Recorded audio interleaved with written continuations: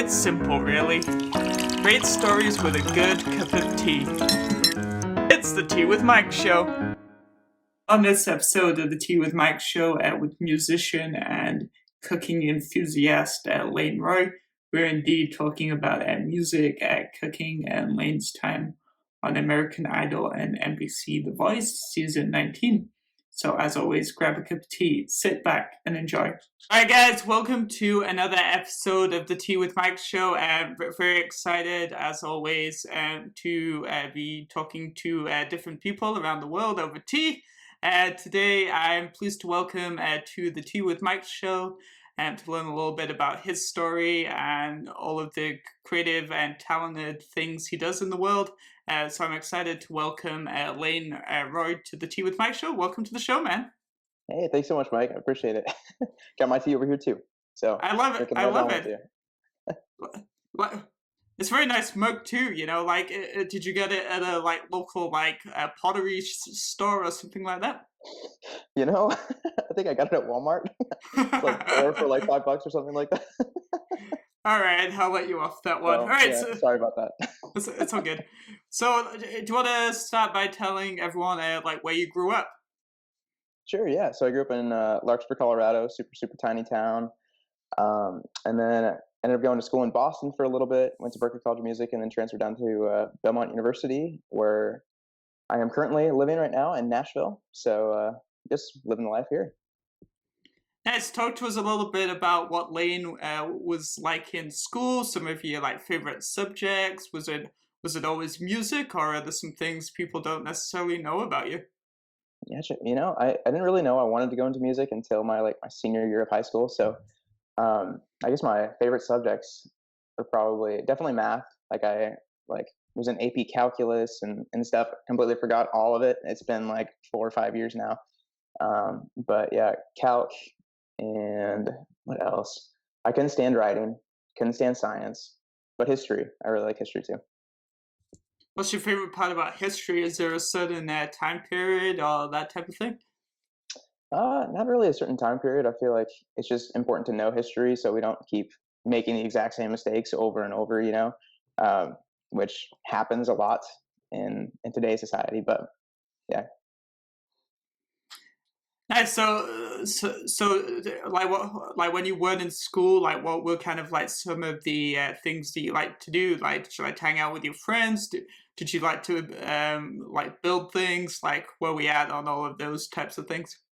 Gotcha. I grew up playing hockey, so I played hockey for 13 years, and then also played tennis growing up in middle school, and then right into high school, I was on varsity for all 4 years, and then went to state my last 2 years. So I love playing sports and everything. That's a lot of fun. Going to different games and stuff.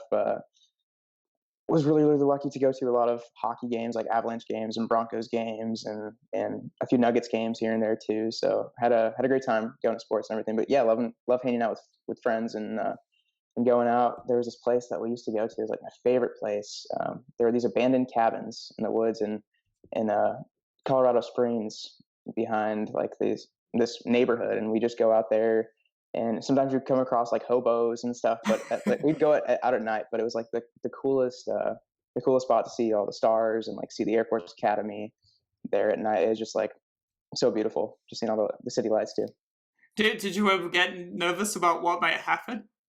There when you go into those abandoned cabins too, there's a lot of I had a crow fly over my head at night when there's these cabins with the floorboards kind of pulled up, so you're trying to I don't know, walk and make sure you're not going to fall through the floor. And then there's a raven or a crow flying over your head. So it was definitely creepy, and a lot of weird graffiti on the walls that are just run while you still can or something like that. Just people just trying to scare you off and everything. But it was it's a really cool place, and just a lot of cool memories just being on the roof, just checking out the stars and city lights. Would you ever shoot a music video there? So I just heard, sadly, I think it was within this past year, because I haven't been able to go check them out because of COVID and everything. But I think they ended up tearing down all the cabins and everything, and I think they're going to be creating a new subdivision of a new neighborhood or something back there too. So I was like, dang it! So favorite place is gone now. I was like, ah. But I'm sure you have to like go location hunting for somewhere like similar. I'm sure there's other places dotted around. Oh yeah, oh yeah. There's some. I know, like my friend, you have to actually wear a gas mask. So kids, if you're listening, don't go to this place. Um, but it's like these abandoned sewers in Denver, Colorado, that you have to wear a gas mask while you're down there because there's some hazardous gases or something like that. And I would never go to there, but like different places, kind of just like I don't know. I used to work at a haunted house too, so Oh, that's I cool. like scary stuff and like horror movies and everything else. It's a lot of fun. So I'd love going to find like new scary places too. So hopefully in the future, maybe I can find a couple places here in Nashville. We'll see. Awesome, man. And so, just going to like you said, you loved tennis. Who's your favorite tennis player? Roger Federer. Roger Federer. Roger Federer. I mean, he's the best of all time, in my opinion. I think what is it, 16 or 17? Like grand slams he's won and everything, which Yeah, is something like that. ridiculous, just ridiculous. So yeah, I don't think anybody's going to be touching his record anytime soon. And he's still playing and still in the top, like I think top 10 since last time I checked. So he's yeah, he's probably my favorite. That's like do you, what was it?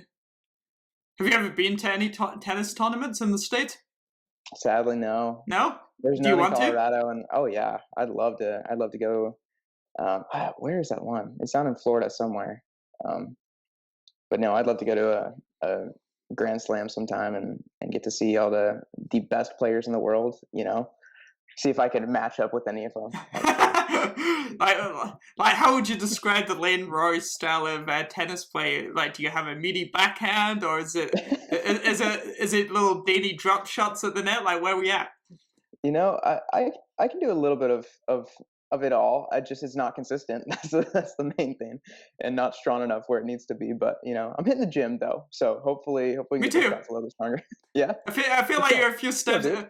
I feel like you're a few steps ahead of me. But yeah, I have hit the I don't gym know about too, for that. the record. Yeah, Okay, heck yeah, dude. so Let's like, go. yes. So do you want to talk to us a little bit about kind of the role that music played in your childhood and family life? For sure, sure. My mom actually grew up singing and was on the show called "You Can Be a Star." So it was like the old equivalent of, or the older equivalent of American Idol or The Voice now. And I guess it just had like even more viewers. And she was asked to be on Hee Haw, which is like a Nashville um, country type of American Idol, I guess too. And then was asked Okay. to be on the Dean Martin show when she was 12. Like she had a lot of really cool experiences and everything. And she grew up. She's a touring artist as well. Played in bands. Started singing in bars at 12. Like all these weird things. So she was kind of the one that kind of pushed me into music a little bit. And she just I don't know. She's been my I'm losing words right now. Sometimes words just don't come to my brain. But no, she's been my inspiration for a lot of my music. I didn't really know that I wanted to go into music until like my senior year of high school. Like I grew up playing the clarinet, the drums, guitar, and saxophone. So I played saxophone through all of high school. Was in the top band, and just really loved music. And then when I was trying to figure out what to do with college, I was kind of freaking out about it. And my girlfriend at the time was like, "Well, like it's gonna be fine. Just like chill out and everything. Like I don't know. You really like music. Like what do you think about actually going into that?" And I was like, "Well, there's not really that much money in it, you know, at first, just like first thoughts." And she's like, "Well, let's check it out. Like, what schools are out there?" And so she brought up Berklee College of Music, which is like the number one music school in the world. And I was like, you know, that might be really cool. They have like music therapy, music business, like all these other cool majors. So I was like, I'll just audition, you know, see what happens. And I ended up getting in there, and I was like, "Oh, this is just like it's kind of my dream school. I can't see myself doing anything else besides music now." So I tried it for American Idol when I was in high school too, and ended up making it onto the show and got the golden ticket and went to Hollywood. And then after that, that was kind of like the end of the road for me. But pushed me to Berklee College of Music. I was there for a year and a half, and then I transferred down to Belmont University here in Nashville, and then finished out my degree. And I've just been here now ever since. But I graduated this past May, and then I got a message from The Voice saying, "Hey, we think you'd be great for the show. Would you like to come out and audition?" And I was like, Yeah, I mean, it's the middle of COVID. I don't have anything else going, so let's do it. So I ended up going out there and was on The Voice. I made it on Team Gwen. And after the battle round, that was the end of the road for me too. But I'm just trying to keep pushing. I'm writing a lot of new music right now. About to put out an EP later on this year and a couple singles too. So really excited to keep this musical journey going and see where it takes me. Nice, man. Man, does your mom still play music? Does she still do She's that? since she became a mom and she had my sister, she's like, you know what? I think I'm just gonna be a full time mom now. So she dropped music, but she still loves singing. She still has an amazing voice, singing around the house and everything. I'll still sing, and she'll do harmonies and like everything else for me. So she's amazing. Still has an amazing voice. Would you ever collaborate with her in the future on something? Totally. Like I'd love to sing with her. I mean, full releases and everything. I'm always down to do something like that as long as it sounds good. That's all I care about. And I know she has a great voice, so it would turn out amazing. But yeah, we've done a couple covers on Instagram and everything I before gotta for go like find those. Christmas Yeah. and stuff. So yeah, those were fun. Those were fun. Was she involved in that Christmas song? She wasn't, but she Oh, helped me okay. like figure out some harmonies. So when Oh, cool. I'm trying to put out a Christmas EP this Oh, this Christmas. year. So and then re-recording that song and then working on those harmonies a little bit more. She's been helping me with that. Nice, and it must be so nice because like the music industry can be like pretty brutal. Like it's not always Right. obvious to know like where you should like take it next and who you should Definitely. trust for advice and all of those like different types of things. So it must be really great like having someone in your corner that really wants the best for you. Oh, 100%. Like my mom and my dad are both like the most supportive people. They're constantly like, "All right, what do you need to be doing next? Like, how can we help with this too? Like, what do you like?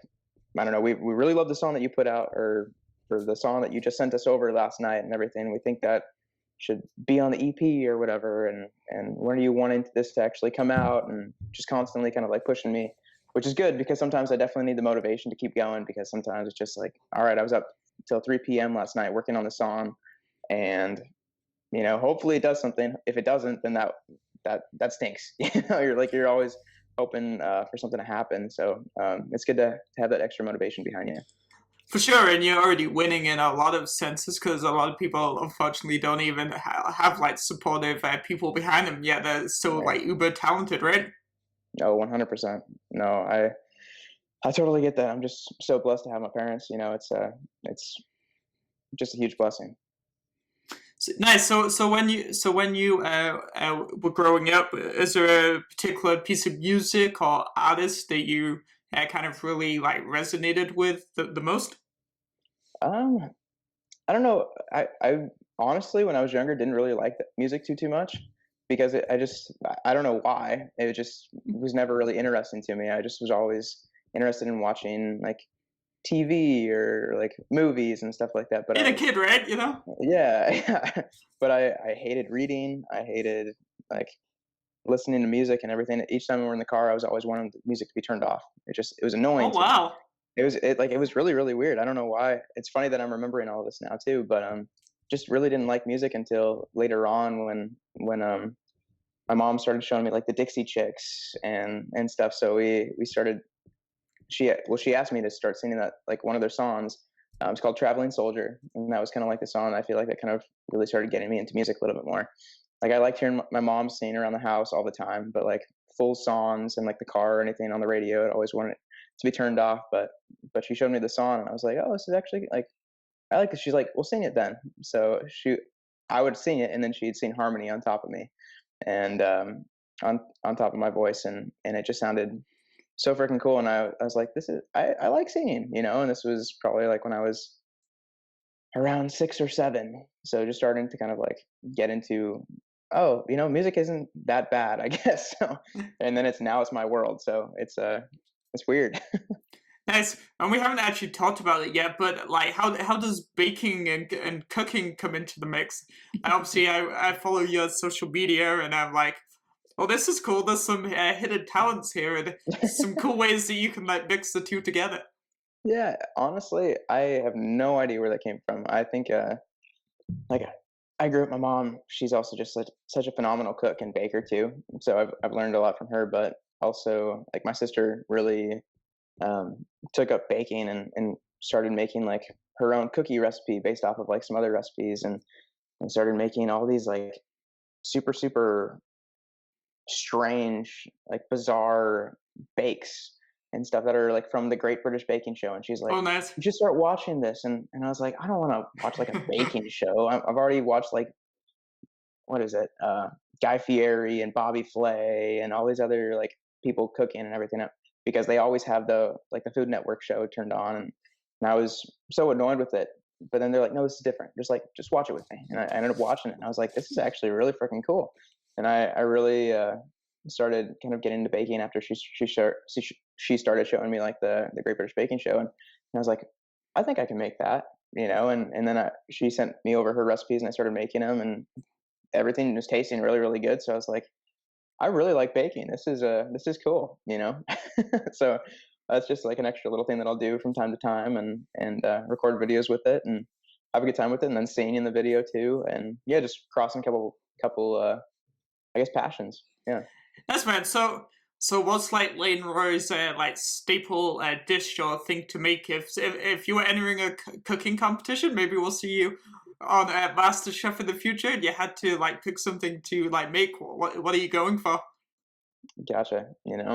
I I think last month I got a blowtorch, so I've been making creme brulee, and creme brulee, like vanilla bean creme brulee, is probably my favorite thing that I make.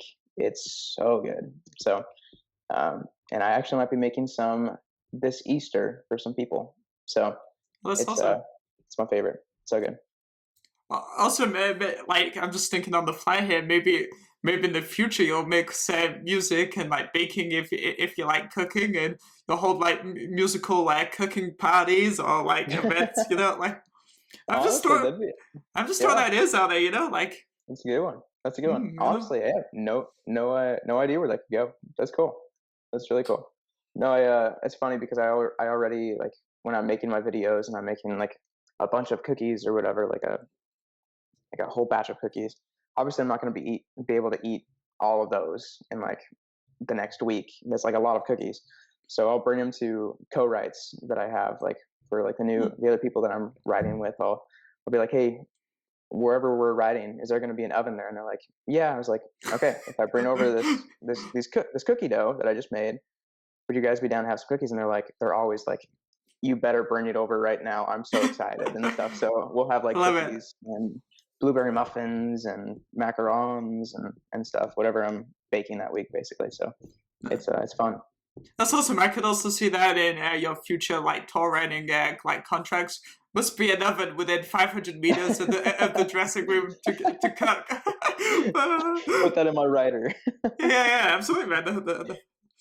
I worked in maybe you don't know this, but I worked in the theater and entertainment industry for a little bit, like on concerts and Mm, different things. So I have actually, like I've never written one, but like I've seen some like writers in the ridiculous like things like in them because people know that I have an interest, so they've just like shown yeah. me. So it's like yeah, It's ridiculous. Some people are like, I need like 5 cases of water bottles and like a 24 pack of Coke and Diet Pepsi and all these things. I was like, you're gonna only drink maybe 2 or 3 of these the entire night that you're here. Why are you needing like 100 cans and bottles and such a waste, eh? lobster and crab and everything? I was like, all of this is gonna go to waste. It doesn't make any sense to me.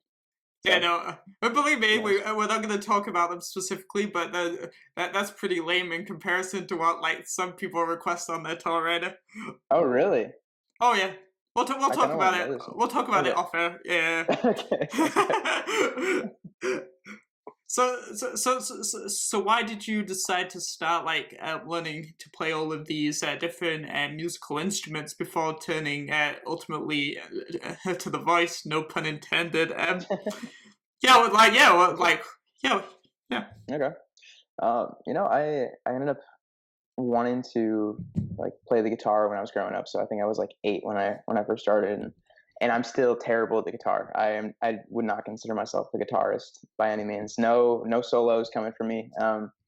And then ended up picking up the clarinet because I was like, I really wanted to play alto saxophone, and they said your hands aren't big enough yet. We'll give you a clarinet, and then after like a year or two, when you can grow into your like the alto saxophone. I was like, fine, dang it. So I played clarinet for like 2 years, and then after that, I ended up getting my first alto saxophone and just playing that, and then basically, oh, I forgot about drums too. I Drums was like my very first instrument that I ever played. I got those when I was probably 6. My parents just got me like a full drum kit, and I was Oh, like that's cool. sitting on this. Yeah. I was sitting on this like big stool, and I couldn't even put my legs down to the ground to like play the bass drum and the hi hat or anything. But I was just like so excited about a full drum kit. It was like just so cool. And then I grew out of that and was like, I don't want to do this anymore. So I want to play like guitar. So we sold the drums, started playing guitar, didn't like guitar anymore. So I stuck to clarinet, and then saxophone was kind of like the ultimate thing because I like playing in band, and Okay. having the concerts and everything. So I played clarinet and a saxophone and jazz band and just regular wind ensemble and everything else. It was just yeah, still pull it out every once in a while too.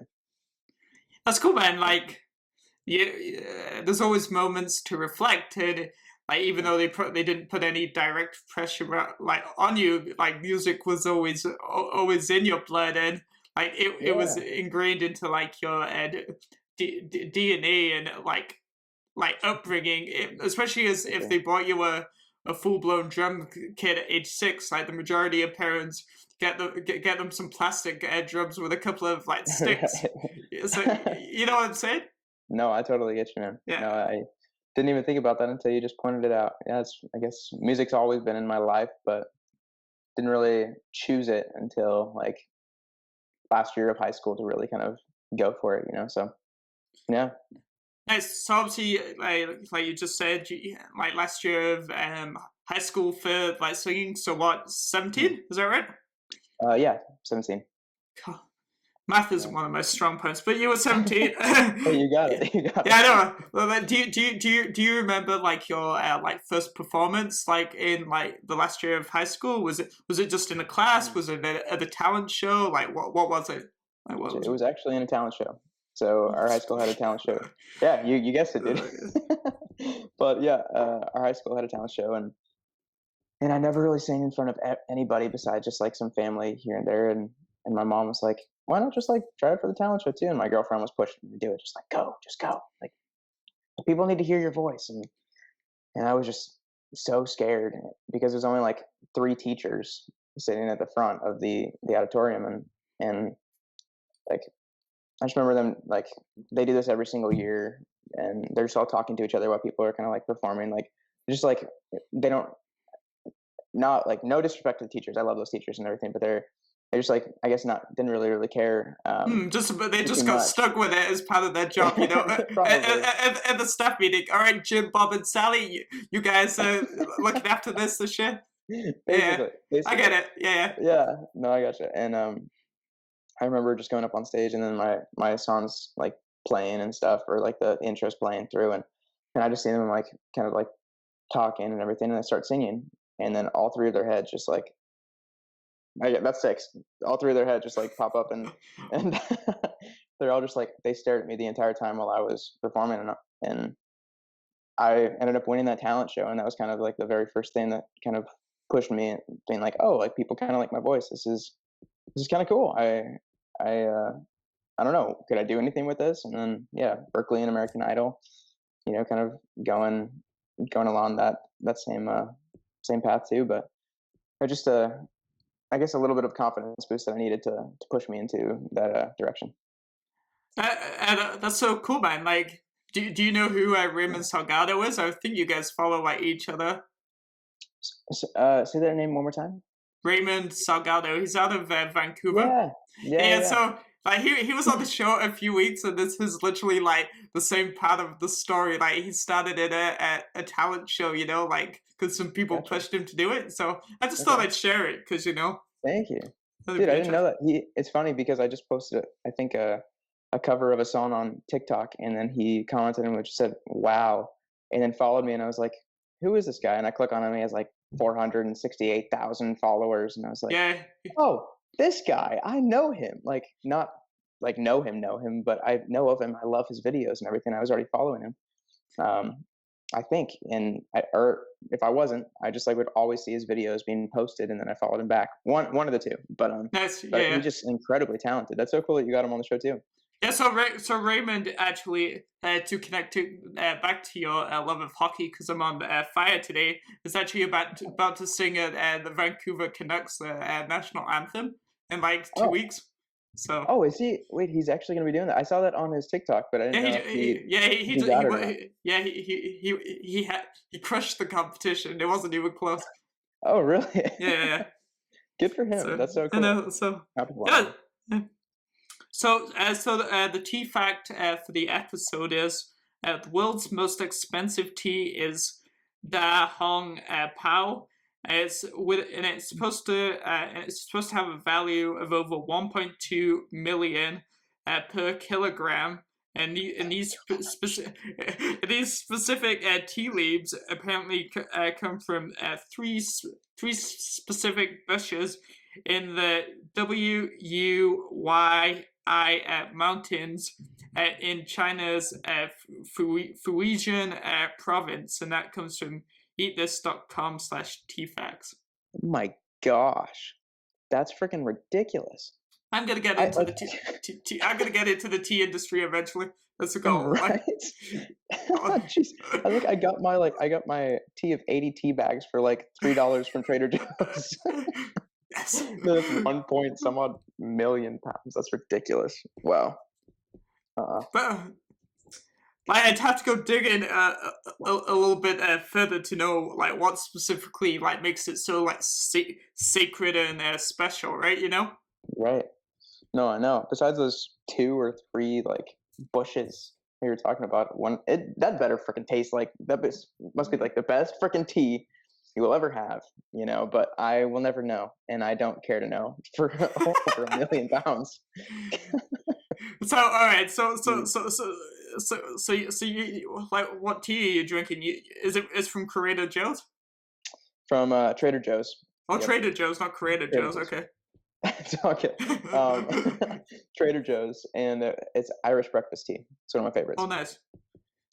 So one of my favorite teas is Yorkshire tea, strong black tea, but I also like English breakfast tea. So I probably have had something similar to what you're drinking in the past, because I've been to like Ireland and places. So I probably have had Irish breakfast tea before, you know? Gotcha. No, for sure.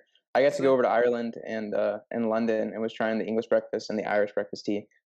Yeah, like people over there have the best tea I've ever had, and I mean Trader Joe's doesn't come close, but it's still a better Irish breakfast tea compared to like Lions and Twinnings, in my opinion. I don't know if we're not allowed to say like Yeah, no, say whatever you want, like or whatever, but but I like Trader Joe's tea. It's not as good, obviously, as the real thing, but I'm sure you can get English breakfast tea in Nashville, though. Like, can you? Like, where you at? you know, I'm sure there's some fancy restaurants around here that probably have like some tea bags or like loose leaf tea for from like the UK somewhere, but yeah, I don't know. There is this one place. It's called what's it called? Um, High Garden Tea. Okay. And sadly, we had a tornado here. I want to say back in November, or even maybe a little bit earlier. Oh yeah, right. And, yeah, I totally forgot about that. Yeah. Yeah, in Nashville, just came through. Luckily, it didn't hit the part of town that I'm in, but I know a lot of people that like their houses and offices were ripped up, and High Garden is over where the tornado came through. So it ripped down that entire place. I don't know if it's. I need to go check to see if it's open now, because it was like the coolest place. All these like loose leaf teas that you could choose from, probably over 200 Ooh, loose that's leaf teas that you could choose. Very expensive, but super good tea. So if you ever come out, I'll take you there. Dude, I'm writing that down like right now. Like, it is my plan of eventually post like pandemic to do some traveling, and US is definitely on the list, because I have a lot of friends that I met like digitally like in the US, so I could totally like link it together into like one big like tour across like the US. That'd be awesome. Yeah, for sure. maybe For sure. make Come some on by. content too. Get some sponsors and stuff to Heck yeah. Heck yeah.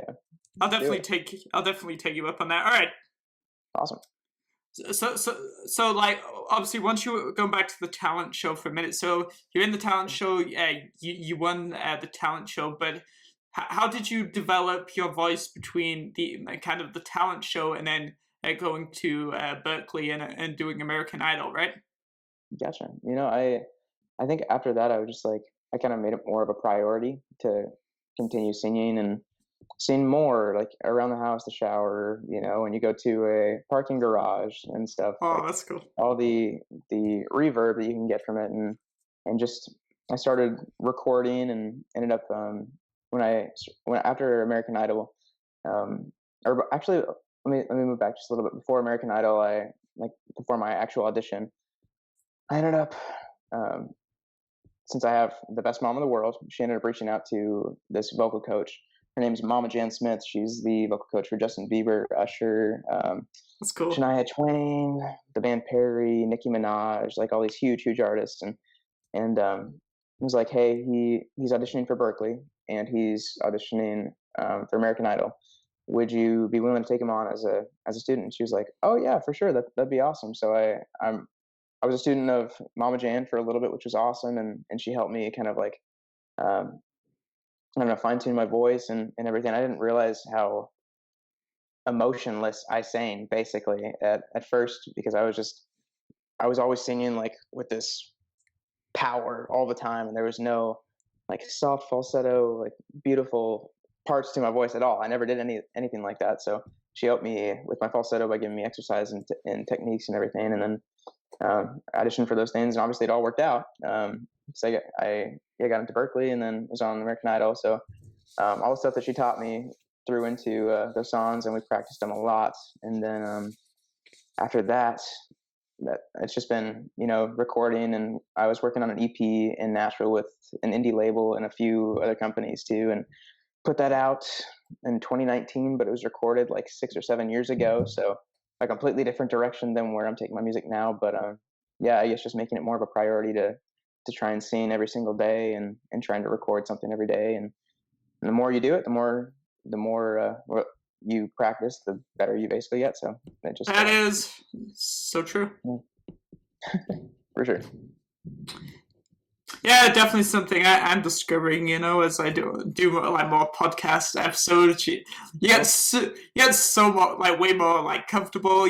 Like it gets to the point where you can basically take it in any direction based off what the other person like says, and that's like so cool because always looking for those little nuggets. Like when we started talking, I didn't plan to make the connection between you and Raymond because I didn't know you were in a talent show, right?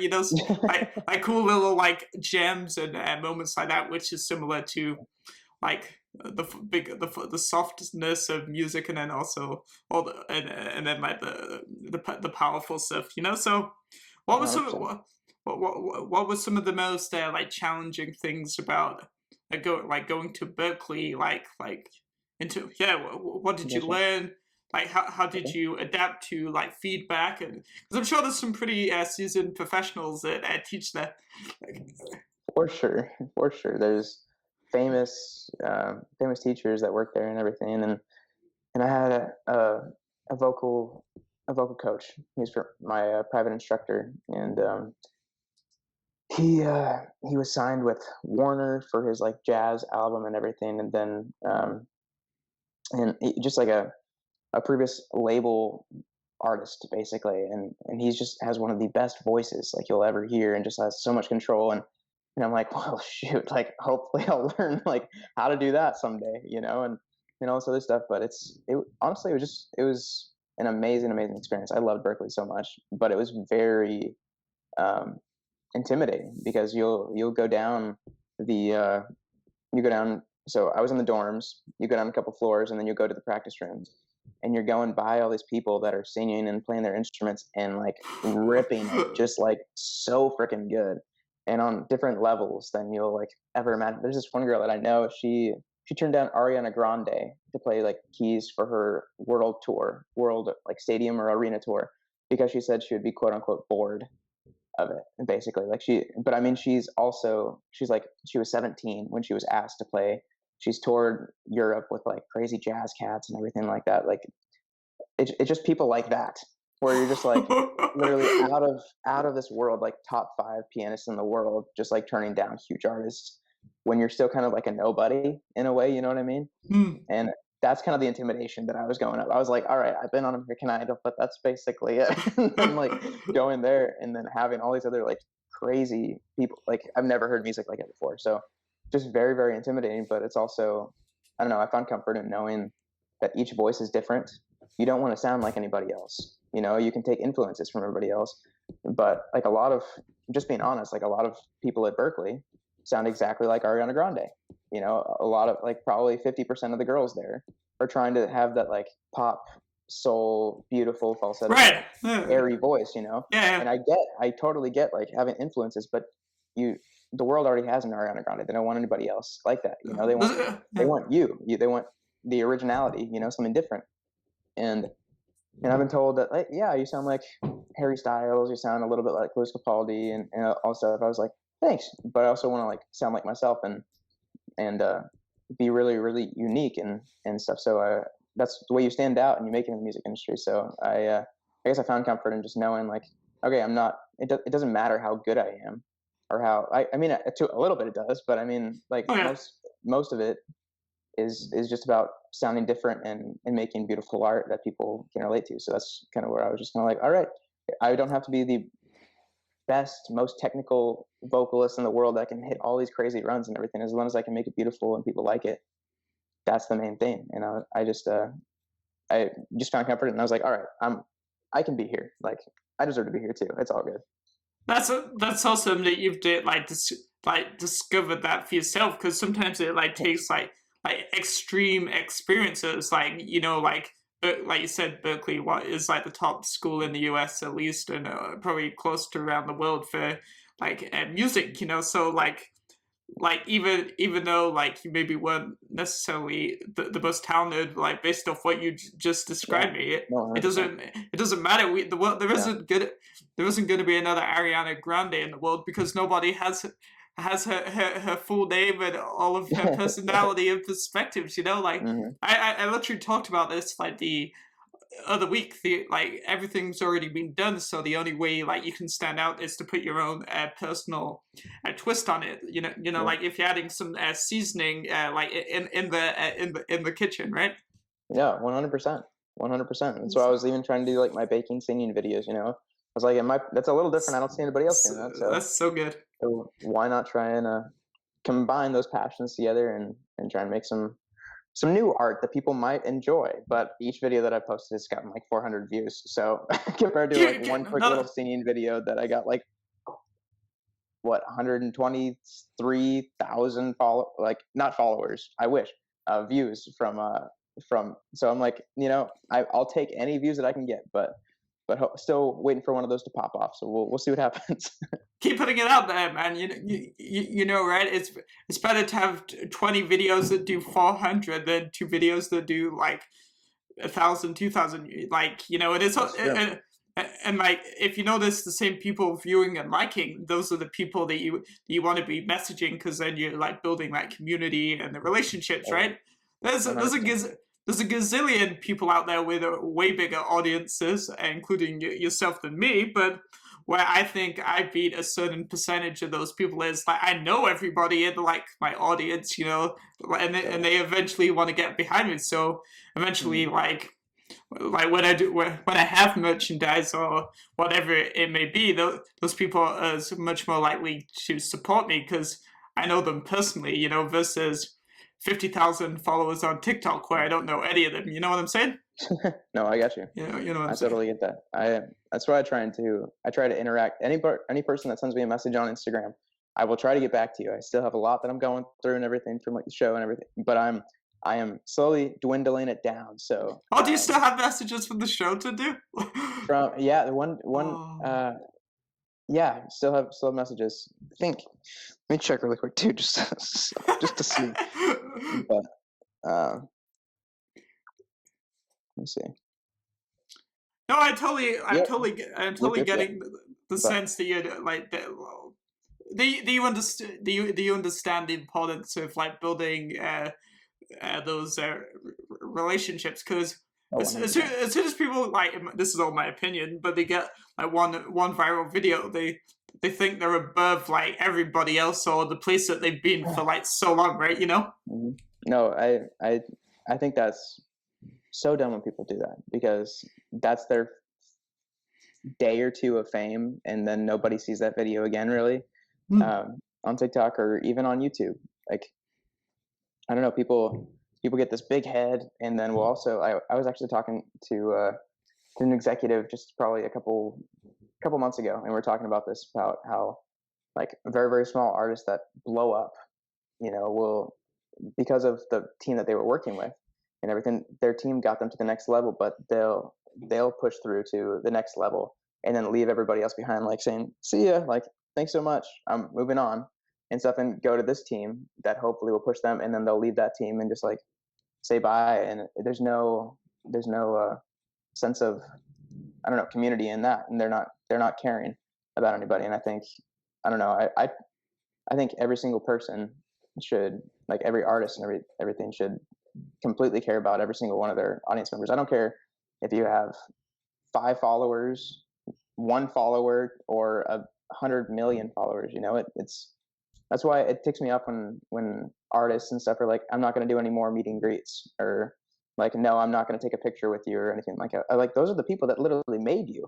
Yeah, Why those are the why people can't that they just spending yeah. stupid amounts of money going to a concert. You know, like I know. like They're spending upwards of from 20 to like a couple $1,000s to get front row seats at a concert, and you won't take a picture with them on the street really quick. I was like, which is they're the literally people for that are most people they're like paying. life savings, isn't it? You know? Yeah, I know. Yeah, I'm just yeah, like, yeah. they're the ones that are making, like, those are the people that are letting you keep your lights on in the house and everything else. I was like, why not take an extra minute or two to make someone's day, and like take a video on their phone too, and just like talk to them, or like do something that, I don't know, they'll never forget, The because there's like personal this stuff, isn't it? yeah, for sure. I think it's all about building experiences, and I think it's so cool. There's this one artist, his name's Christian French, and he's this pop artist in LA, and I got to go to their concert. His concert, it was him, Christian French, Ash, which she's blowing up, and then Quinn 92. It was such a good concert, and at the end, you could meet Christian French and Ash, and later on, after I like followed them and everything, like we're just talking to him for like a minute or two, and it was already something that I'll always remember, because I think it's so cool when artists do that. But later on his Instagram, he said, "Hey, first 6 people that message me back can go to Top Golf with me and my buddy," and stuff. And then everybody's messaging in, obviously, because they want to like meet him and like go hang out with him for like an hour or two. And I was like, I just want to be able to do that sometime when I get a good enough following, so wherever I kind of go, I can be like, "Hey, like free Top Golf on me, first 6 people that message me," and hopefully it's not like any creepers or anything, but I mean, like, but hope, like, I just think if I were one of those 6 people, you would always remember something like that, and I thought that was the coolest thing. So I wanna be able to do like cool experiences like that for everybody, because I mean, it's a huge experience and such an honor for people to just like follow me and care about my music, and want to stream it or buy a hoodie or a shirt, or come to my concert. And just a lot of people, or at least a lot of artists, just don't, I guess, take it fully into um, perspective of that. And I think it's so important to know your audience and care for them and everything. So I don't know. I could rant about this a little bit, but I don't know. I just think it's super, super important. Yeah, so for sure, man, I totally agree with everything that you're saying. Like, especially like post-pandemic, right? Because Hmm. everything for the most part, unless you're like on a mega level, like a Justin Bieber, like Yeah. everyone's going to be like hurting, and definitely going to be scaled back. You know, so those Hmm. people that used to play at 10,000 people venues might only be able to afford to go for like a 500 people, in a Hmm. small intimate venue. So that's really Yeah.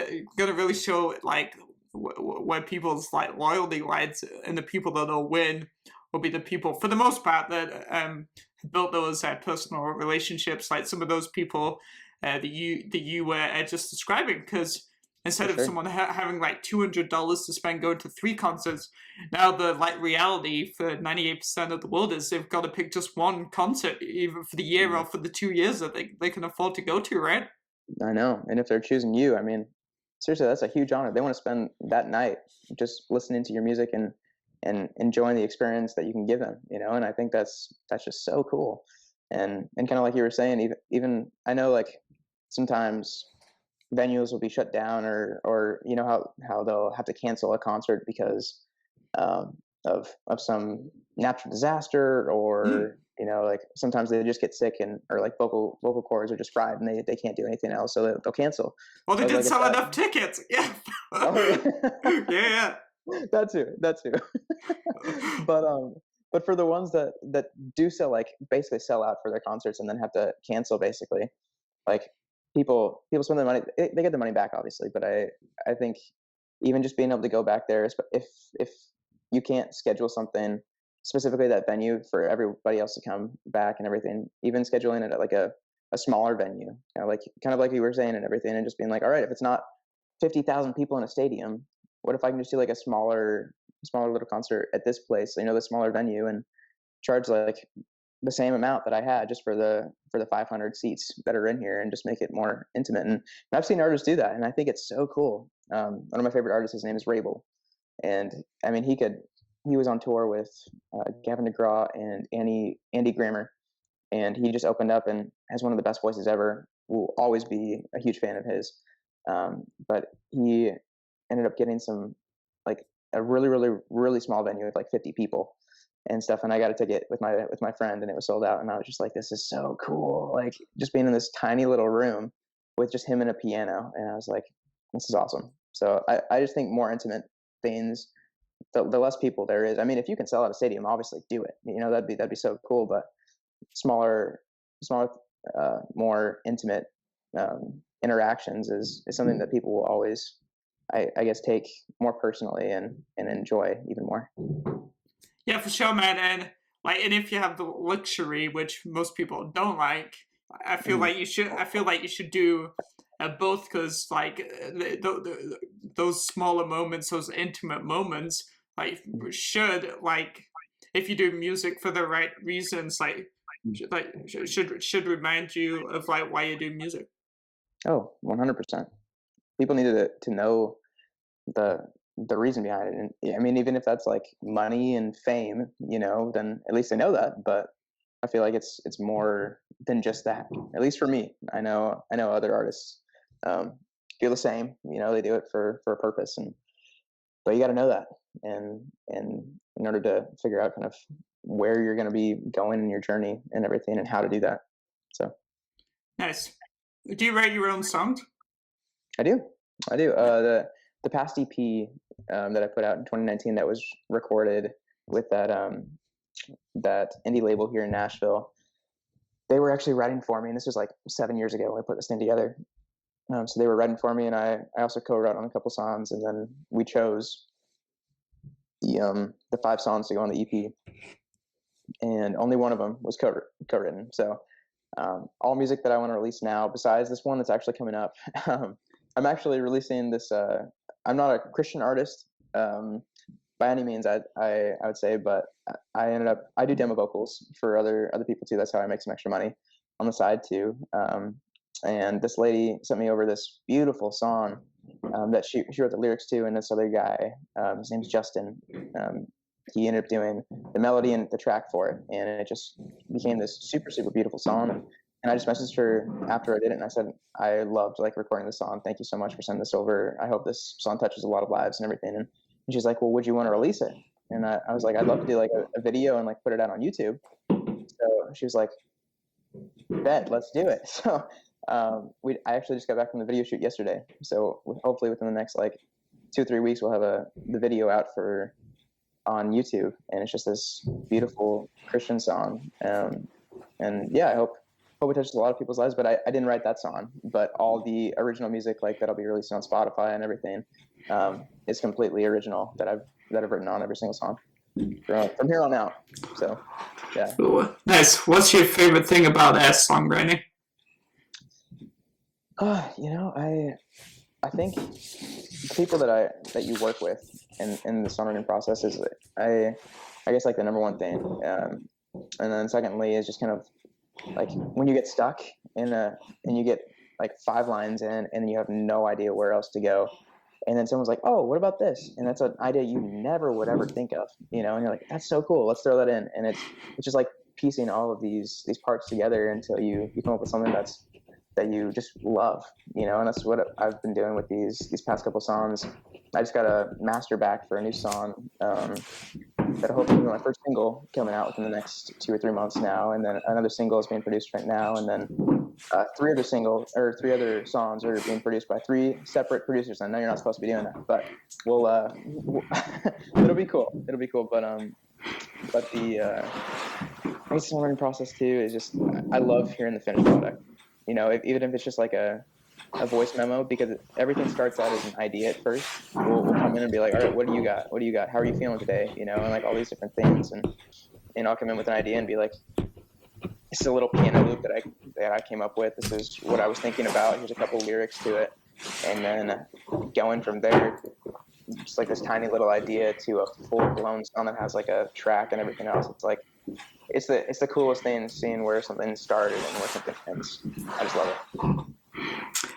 Yes, man. And so obviously, as you've alluded to several times, like so far, like obviously your family and your mom and dad have played a big role in that support type role. But For sure. what's the best piece of advice your mom has ever given you musically? Oh, that's a good question. I don't know. I think basically just do it all for God. Be on His path and make a difference in this.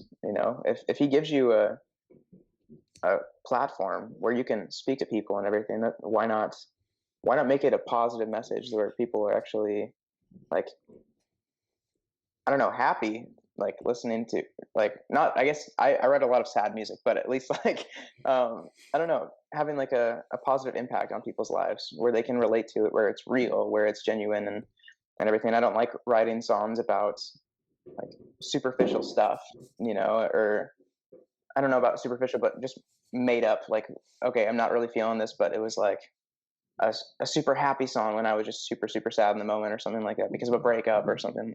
Like, I want it to be genuine, and being able to, I guess the best songs come from a genuine place. And that's what I've been figuring out these past few months, like writing and everything, is whatever you're going through, being able to be vulnerable with your crowd and be real, because there's a lot of fake people out there, and I personally want to be one of those real people that people just completely get, so just being genuine and being on that path where wherever God takes you, like letting it go and seeing where it goes.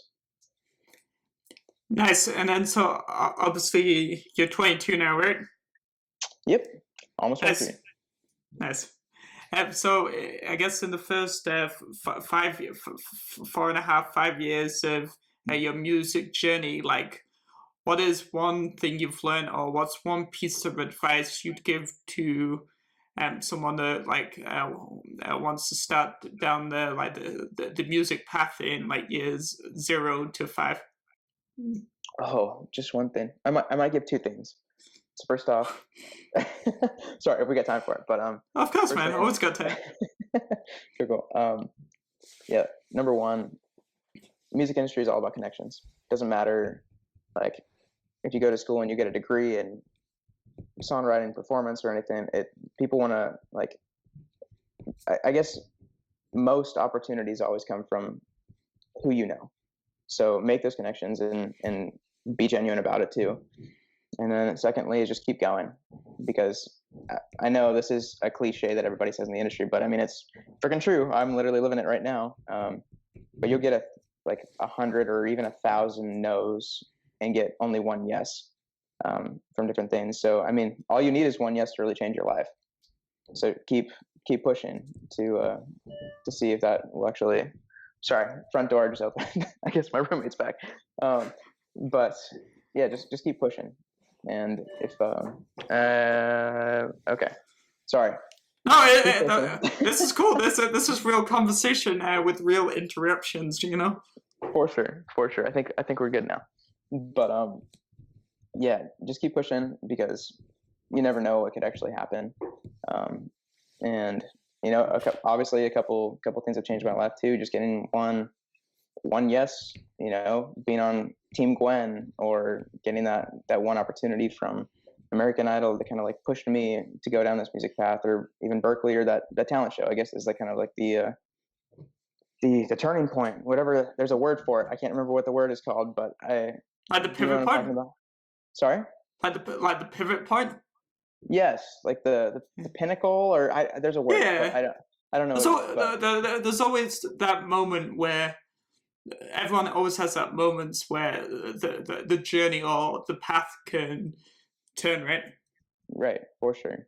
And that was the one that kind of like pushed me into this. And yeah, you only need one opportunity to kind of change your life. It doesn't matter how grand or big it is, as long as it's kind of on that path that, I mean, you're okay with, but also like what God wants. Awesome, man. Well, thank you so much for being on the Tea with Mike show, man. Dude, this is so much fun. Thanks so much for having me on here. It's great talking to you. And thanks for reminding me to bust out the tea, because I haven't had tea in a while. So this is a good reminder to keep drinking tea. I love it, man. Dude, thanks so much. This has been a blast. That's what I was trying to say. There you go. Awesome. All right, guys, this was another episode of the Tea with Mike show with the incredibly talented Lain Roy. Definitely leave us some comments on what you learned from this episode. Lots of gems. Just stick them below this video in the comments, or let us know if you're watching or listening in other ways. And that's all we've got time for today. Thanks once again, Lain. Awesome. Thanks so much, Mike. I appreciate it. It's the Tea with Mike show.